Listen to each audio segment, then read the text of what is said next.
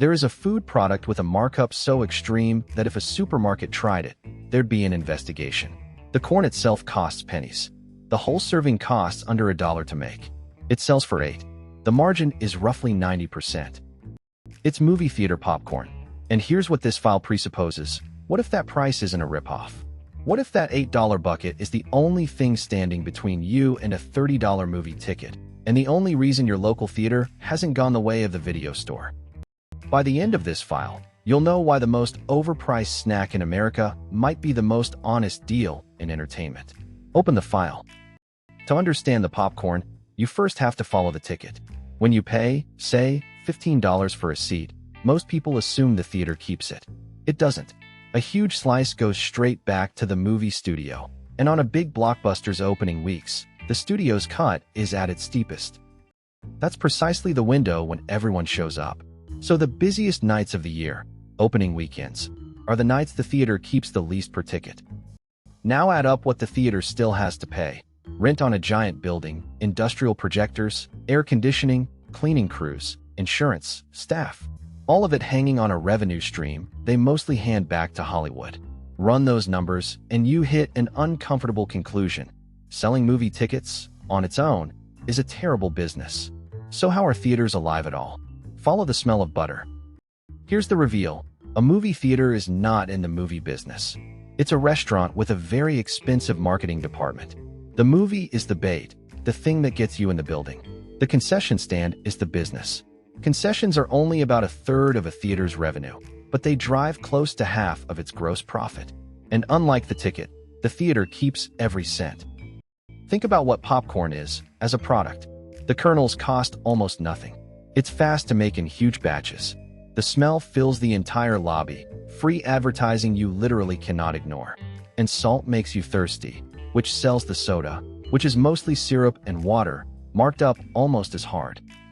If you sat down to design the perfect profit machine for a captive crowd, you would invent popcorn. Sound familiar? It should. It's the Costco hot dog, run in reverse. Costco gives up food profit to sell memberships. Theaters give up ticket profit to sell food. Now the counterintuitive part, the reason this isn't simple greed. Economists at Stanford actually studied theater pricing, and they landed somewhere strange. Expensive popcorn may be the structure keeping tickets affordable. Here's the logic.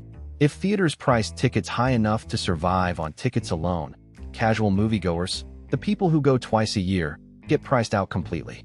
Attendance collapses, and the whole model dies faster. Instead, the system quietly splits moviegoers into two groups. The budget viewer buys a ticket, sneaks in a candy bar, and pays comparatively little. The full experience viewer buys the bucket, the soda, the works, and effectively subsidizes everyone else's seat. The popcorn isn't just a snack. It's a voluntary tax on the people most willing to pay, so the base price stays low enough to keep the doors open for everyone. Once you see the mechanism, you'll find it everywhere. It's called a captive market, and there's a playbook. Step 1. Get you inside a controlled space, a theater, a stadium, an airport terminal, a theme park. Step 2. Make outside alternatives inconvenient or against the rules. No outside food.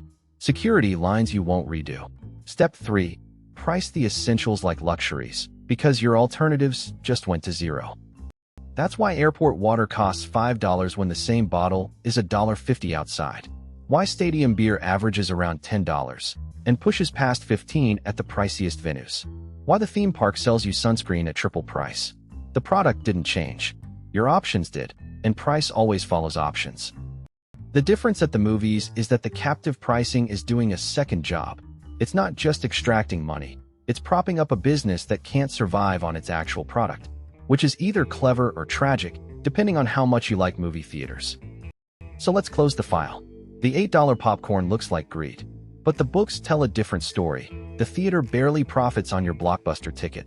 The studio eats first. The concession counter is what pays the rent. And the research suggests that if the popcorn got cheap, the ticket would have to get expensive, and the whole fragile model might collapse. So next time you wince at the concession stand, understand what's actually happening. You're not overpaying for corn. You're voluntarily paying the real price of the movie, so the person next to you doesn't have to. That's not a snack. That's the load-bearing wall of an entire industry, covered in butter. If you want to know why everyday things cost what they cost and what the price is really paying for, this is the channel for it. New file every week. I'm the Money Files. See you in the next one. Case closed.